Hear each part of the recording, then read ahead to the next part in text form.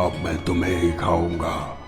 वो राक्षस बंटी और बबली को लेके वहाँ से अपनी दुनिया में चला जाता है और वो अपने असली रूप में आ जाती हैं।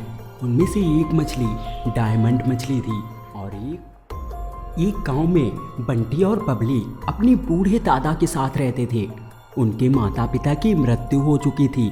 उसके दादा जंगल से लकड़ियां काट कर लाया करते थे और उन्हें बाजार में बेचते थे। उसी से उनके घर का खर्च चलता था। एक दिन बंटी के दादा बहुत बीमार हो जाते हैं। वो बिस्तर से उठ भी नहीं पा रहे थे। वो एक हफ्ते तक नहीं ठीक होते, जिससे उनके घर पे खाने के लिए जो कुछ भी था सब खत्म हो जाता है। बेटा बंटी, मुझे लगता है अब मैं मरने वाला हूँ। सुनो, मैं तुम्हें एक राज की बात बताता हूँ। यहाँ से थोड़ी दूर पर एक नदी है।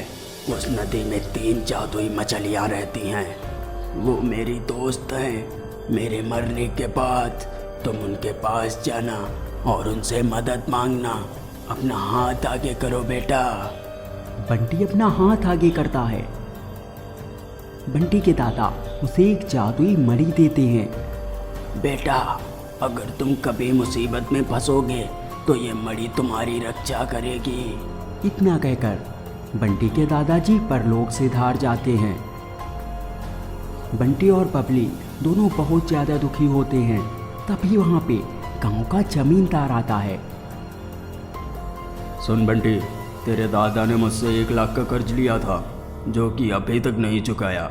अब ये बुढ़ा भी तो मर चुका है, तो अब मुझे तेरे घर पे कब्जा करना होगा। जमींदार उनके घर पे कब्जा कर लेता है। बंटी और बबली वहाँ से चले जाते हैं।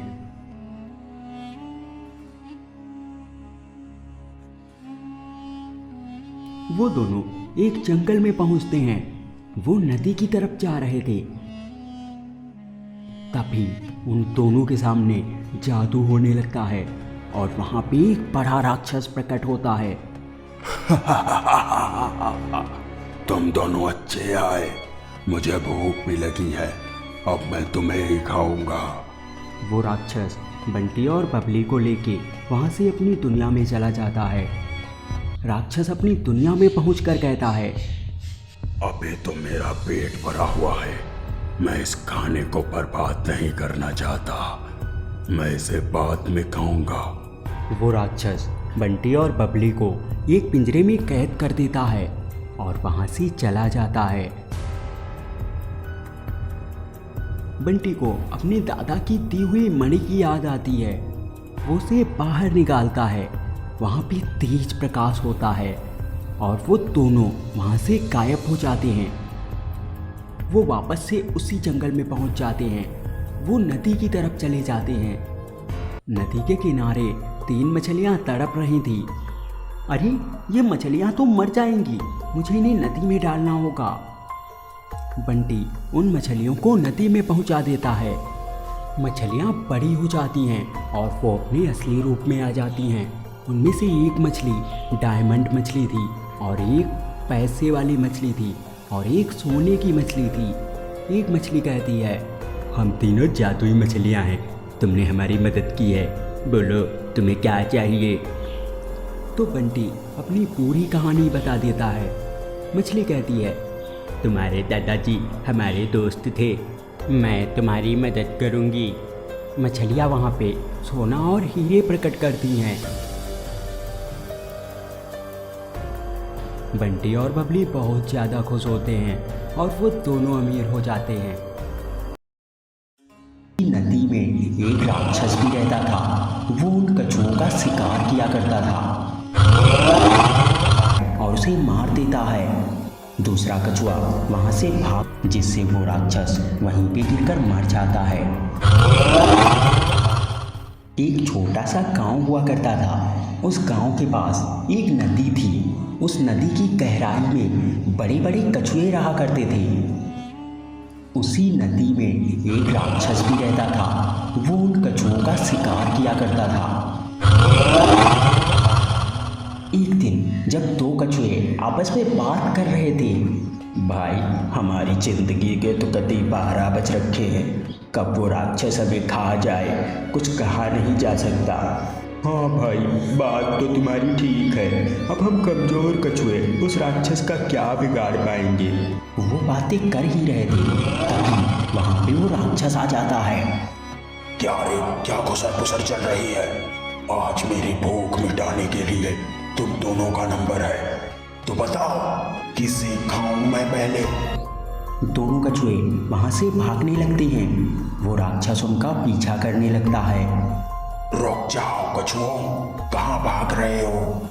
मेरी आंखें कब से तुम्हारी राह देख रही है, इन्हें ऐसे मत तड़पाओ। वो राक्षस एक कछुए को पकड़ लेता है और उसे मार देता है। दूसरा कछुआ वहाँ से भाग जाता है।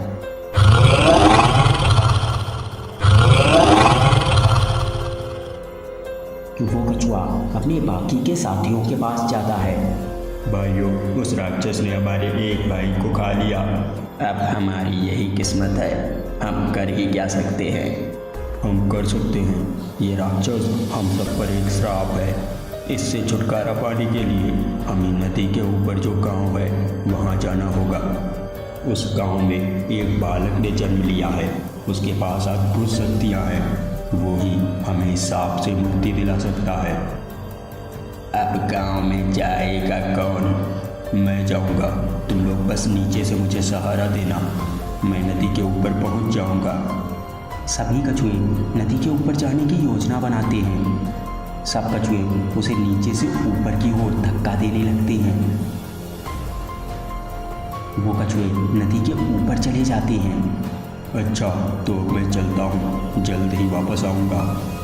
जल्दी आना मित्र, हमें भूल मत जाना। कछुआ वहाँ से गांव की तरफ चला जाता है। वो कछुआ सुमित को ढूंढ लेता है। सुमित इतने बड़े कछुए को देखकर डर जाता है। सुमित के पास जन्म से ही कुछ जादुई शक्तियाँ थीं। सुमित को ढूंढते ढूंढते वो कछुआ बहुत ज़्यादा थक चुका था, अब वो वापस भी नहीं जा सकता था। कछुआ सुमित से कहता है, बालक, तुम एक विशेष बच्चे हो, हमारी मदद करो। एक राक्षस प्रत्येक दिन हमें मार रहा है, हमें उसके कहर से बचाओ। इसमें मैं आपकी क्या मदद कर सकता हूँ? मैं तो अभी बच्चा हूँ। तुम एक विशेष बच्चे हो, तुम पानी में नहीं डूबोगे और तुम ही उस राक्षस का अंत कर सकते हो। मैं अब वापस भी नहीं जा सकता, अब तुम्हें ही कुछ करना होगा। सुमित उस कछुए को एक ट्रक पे लादता है और उसे लेकर नदी के पास जाने लगता है।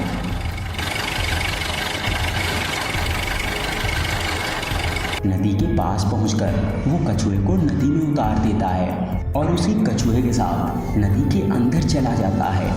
वो राक्षस के ठिकाने पे पहुंच जाते हैं। आ गया रे तू कछुए, और इस मानव को तो क्यों लाया? क्या मुझे मानव का स्वाद भी चखने को मिलेगा? कछुआ सुमित को इशारा करता है और सुमित अपनी जादुई शक्ति से राक्षस पे हमला कर देता है, जिससे वो राक्षस वहीं पे गिरकर मर जाता है। उस राक्षस के मरते ही वहाँ पे पटाखे फूटने लगते हैं।